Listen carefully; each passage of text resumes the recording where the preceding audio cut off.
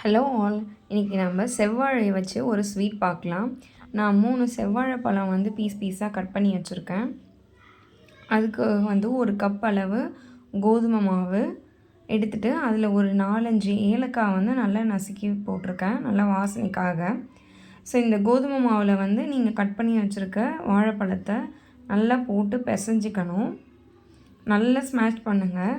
தேவையான அளவு வந்து நீங்கள் தண்ணி ஆட் பண்ணிக்கலாம். அதுக்கப்புறம் இப்போ ஸ்வீட் டேஸ்ட்க்கு வந்து வாழைப்பழத்தோட டேஸ்ட்டும் இருக்கும். அது இல்லாமல் வந்து நான் நாட்டு சர்க்கரை ஆட் பண்ணுறேன். உங்களுக்கு எவ்வளோ விருப்பமோ அவ்வளோ போட்டுக்கோங்க. நாட்டு சர்க்கரை இல்லைன்னா வெல்லம் கூட ஆட் பண்ணிக்கலாம். இப்போ நான் அது கூட தேவையான அளவு தண்ணி ஊற்றி நல்லா மிக்ஸ் பண்ணியிருக்கேன். இந்த பேட்டர் வந்து நல்ல ஒரு பணியாரம் ஊற்றுற அளவுக்கு கன்சிஸ்டன்சியில் வர அளவுக்கு பார்த்துக்கோங்க ஃப்ரெண்ட்ஸ். பேட்டர் ரெடி பண்ணதுக்கப்புறம் ஒரு பணியாரக்கல்லை வச்சு சூடு பண்ணிவிட்டு அதில் நல்ல நெய்யை ஆட் பண்ணி பணியாரம் சுட்டு எடுத்துக்கோங்க. ஒரு நல்ல வாழைப்பழ பணியாரம் ரெடி ஆகிடும். ஒரு ஹெல்த்தியான ரெசிபி இது, செஞ்சு பாருங்கள் வீட்டில். ஒரு ஈவினிங் ஸ்நாக்ஸ்க்கு நம்ம கெஸ்ட்டு வந்தால் கூட கொடுக்கலாம். இந்த ஸ்வீட் பணியாரம் ரெடி ஆகிடுச்சு. எம்மியாகவும் இருக்கும், டேஸ்ட்டாகவும் இருக்கும் ஃப்ரெண்ட்ஸ். பாய், இன்னொரு வீடியோவில் பார்க்கலாம்.